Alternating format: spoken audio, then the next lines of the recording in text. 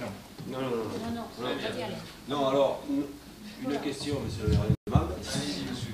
Comme par le passé, il y avait eu un délégué de l'opposition à la CCPL, donc est-ce que vous nous attribuez ce poste qui reste à la CCPL, ce poste pour l'opposition?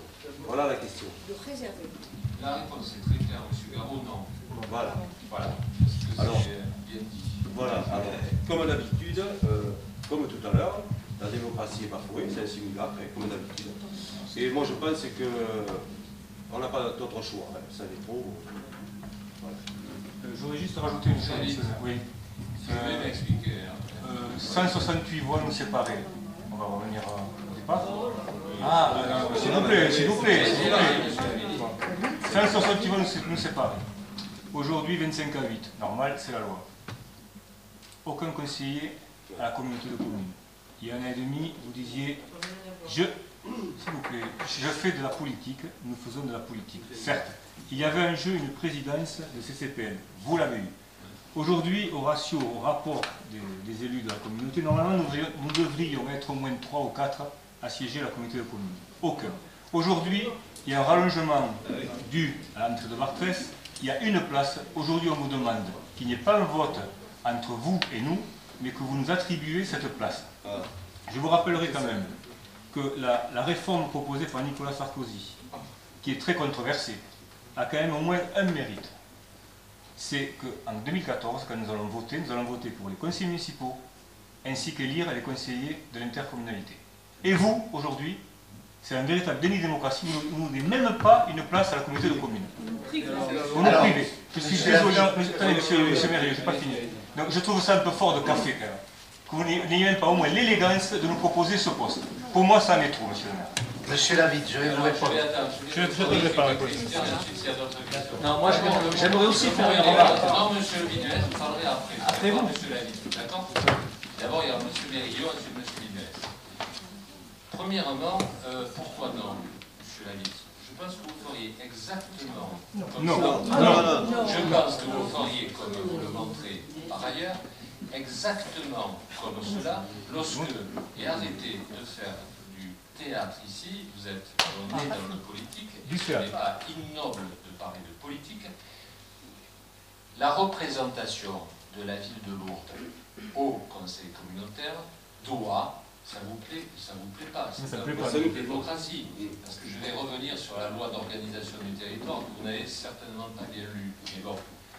Donc c'est en effet un problème politique, et ce que nous souhaitons, nous avons discuté en majorité municipale, être cohérents, d'accord, face à ce qui nous attend, c'est-à-dire en particulier des changements importants au regard de l'arrivée de Barthel, certes, mais importants pour l'avenir.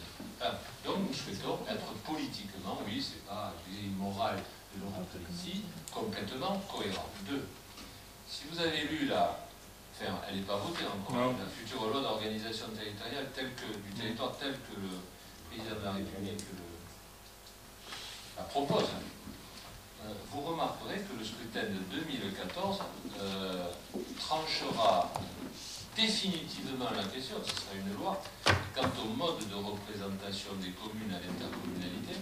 Et si vous l'avez bien lu, c'est que là, il n'y a aucune place à l'opposition. Quelle qu'elle soit, aucune.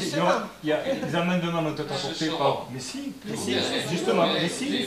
La proposition par les amendements, la loi n'est la proposition qui est faite, monsieur Lavitte, parce que vous évoquez monsieur Sarkozy, je peux répondre un peu, c'est qu'il y aura exactement corrélation entre l'élection sur liste, ça se fera d'ailleurs très simple, ce sera les 9, les 10, les 13 ou les 14 premiers de la liste qui gagne,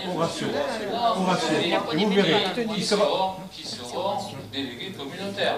Puis voilà, après, il y aura peut-être des amendements, c'est de la cohérence par rapport au bourg-centre, monsieur Lavitte, et pas plus que ça. Franchement, monsieur Artigal, moi j'aimerais quand même... Non, je dois réagir. D'abord, monsieur Mériot. Non, mais c'est trop facile. Moi, je me rappelle tout à fait quand vous avez pris la mairie. Non, je suis désolé. Non, mais il faut réagir parce que là, c'est quand même scandaleux. Non, je suis désolé. Quand vous avez pris la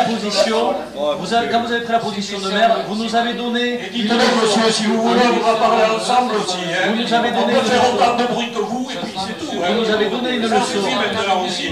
Est-ce que des leçons, on n'a pas à recevoir de vous, monsieur? Vous nous avez donné une leçon. Je vais continuer Et vous nous avez demandé. Et puis, quand vous vous tairez, je m'arrêterai. Voilà. Mais oui, écoutez-moi. C'est à monsieur Mériot de parler, il parle, et ensuite vous vous exprimez. Et qu'est-ce que c'est cette façon de faire? Où vous croyez? Je vais vous faire plaisir, allez-y. Moi, je voulais simplement faire remarquer à monsieur Lavi. Il me citait qu'il y avait tout à l'heure un de mes amis dans la salle, c'est vrai. Eh bien, vous irez lui demander de la façon dont il a été évincé de certaines instances du Conseil général, où il y a eu personne de l'opposition. Alors, il n'y a pas 168 voix, il y a 55-45%, et il n'y a aucun représentant. Monsieur Mériot, vous devriez lui demander de quelle façon il a été éjecté de la région, plutôt. Non, ça n'a aucun rapport. Oui, monsieur. Vous parlez de la démocratie, monsieur Lavi. Oui, monsieur. Le Conseil général a fait pareil. Nous n'avons pas de leçons à recevoir de vous. Mais nous non plus. Absolument Vous pas. devriez faire du ménage chez vous parce que la façon dont José Marc a été évincé de la région, ça a été grave. Et je le soutiens, Moi, il n'y a aucun rapport, c'est des affaires de parti, je ne sais rien. Je vous réponds, monsieur. Merci. Alors, j'aimerais quand même savoir comment cela se fonctionne. Parce que quand vous avez pris donc votre position, vous nous avez invités à participer, vous avez demandé à être coopératif, nous ne demandons que ça. Et aujourd'hui, vous parlez de cohérence. Et là, vous... Non mais je m'excuse. Tout à l'heure, j'aimerais aussi m'exprimer, parce que là, vous êtes en train de parler sur moi et de ne pas m'écouter. Donc s'il vous plaît, écoutez ce que j'ai à dire. Donc, vous nous avez demandé à participer.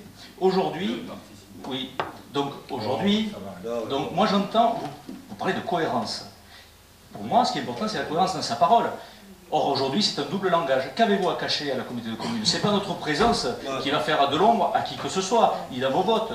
Donc, qu'avez-vous à cacher? Les dépressions, le manque de réussite sur le plan du développement économique. Ce que je vois au jour d'aujourd'hui, c'est qu'encore une fois, ce sont des grandes manœuvres. Beaucoup de débauches d'énergie pour manœuvrer, influencer, cacher, maquiller, obscurcir, éradiquer, diviser pour mieux régner. Vos méthodes sont peu respectables. Il s'agit bien de régner. Pas d'objectif, pas de grand projet. Collectionner les titres de président sans assumer ni les fonctions ni les devoirs. Sans construire l'avenir de Lourdes et le mieux-être des Lourdais. Seul vous importe la puissance du despote. La jouissance d'être roi. Malheureusement, continuant ainsi, vous ne serez jamais roi, vous ne serez qu'un triste cire. Et sur ce, monsieur, nous partons. Attendez, je voudrais... Bravo à la démocratie. Bravo.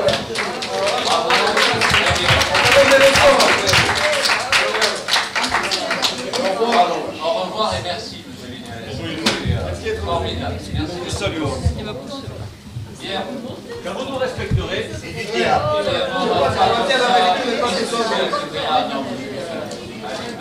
Aquilé, c'est ça? Ah non, ça c'est pas bien. Très bien, bravo. Donc,